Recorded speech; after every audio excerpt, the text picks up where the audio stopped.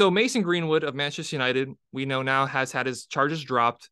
For those of you who don't know, Mason Greenwood was a young emerging player for Manchester United, was honestly one of my favorite players as he developed, and really expect him to be a top class striker. Played mostly on the right wing in his couple years with United, but he was showing excellent promise, great finishing ability. Even at 19 years old, had probably the best finishing ability in the club, and he was out of position. He's not a true right winger. He's definitely better in the box than he is getting the ball on the wing. But he showed serious promise, and then last January, as we all know, the videos, the pictures coming out where he's accused of rape and domestic violence with his girlfriend. And now those charges have been dropped. So Manchester United are now in a situation they have to make a decision with Mason Greenwood. He's going to be coming back to the team, at the very least on paper. The charges were dropped, but let's be real. He did it. We've all seen those pictures. We've heard the audio. We know he's done it. I'm sitting here as a Manchester United fan. I loved this guy. I wanted so much success for him. He was a bright emerging star on a team that lacked so much hope. It was a lot of dark days at those times as a Manchester United fan, and he was one of the few bright spots. And now he is who he is. We see him for what he is, and I don't want him anywhere near the team. Yes, legally speaking, he's innocent. Legally speaking, his charges were dropped, and he's a free man. He's free to walk, and the situation will probably not ever come up again.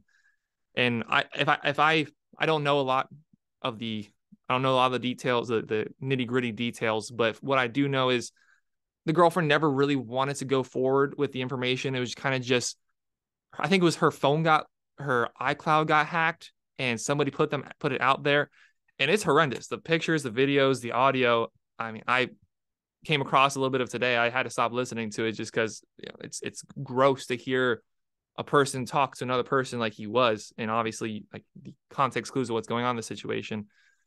And I feel if she would have came forward a little more, he'd probably be in jail. But I understand that's a very difficult situation to be in. She never asked for it, so I cannot in any ways blame her for the decision she's made. But now Manchester United are in a situation where they have Mason Greenwood to deal with. They suspended him indefinitely last January. It's hard to believe this has only been a year that he's been suspended for the team. It's felt like it's been ages. It's felt like it's been multiple years that he's been away from the team and going through the judiciary process there in Manchester. But now he's back. Kinda. I don't see there's any way that Manchester United can bring him back into the team. What Erik ten Hag has done in a very short stint of time since taking over as head coach has been nothing short of excellent. His man-managing skills, the ability to transform the squad, bring in players to go in immediately affect the first team. Yeah, he brought in Malacia, and he's brought in these loan deals. Weghorst, he's brought in Sabitzer as a stopgap because of Eriksen's injury, but he's brought in Antony's kind of. Obviously, we'd love to see more out of him on the wing, but bring in Eriksen, bring in Casemiro, who's been the best midfielder in the world since he's come over. Call me biased, probably will if you're not a Manchester United fan. Best midfielder in the world since he's come over. Bring it over. Jeez, wow, Martinez. Jeez, bring over Martinez from Ajax. He's 5'9". How is he supposed to play center back? Okay, guess what? He's been one of the best center backs in the Premier League this year. Erik ten Hag, everything he's done has been steps in the right direction. There's been virtually no steps backwards.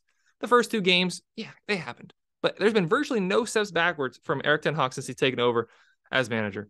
We're in the Carabao Cup final, progressing into the FA Cup, top four, and into the knockout stages of Europa League. That is all you can ask for, realistically speaking, because how Arsenal is on top of the league, it happens. I didn't expect us to compete on all four fronts first year with Erik ten Hag, and I don't want to make this an Erik ten Hag video, but the success and the momentum that this team has been pushing forward with since he's come in does not need to be interrupted by Mason Greenwood. Does not need to be interrupted by a guy coming in. Everybody knows. There's no doubts, really, realistically. I know there's going to be people listening in this like, oh, he's innocent. He's innocent. There should be no doubts as to what the mindset around him should be. but he is a free man, technically speaking. But there is no reason he should be part of this team. There's too much positive momentum. There's too much going on in a good way. And yeah, he could come in and fill in. And if he's even half the player he was before at 19 years old, he could probably still develop into a star. But I don't want any part of that around the team. I don't want to see him playing at all. But it's probably realistic that eventually Mason Greenwood plays again. And I really just hope it's not for Manchester United.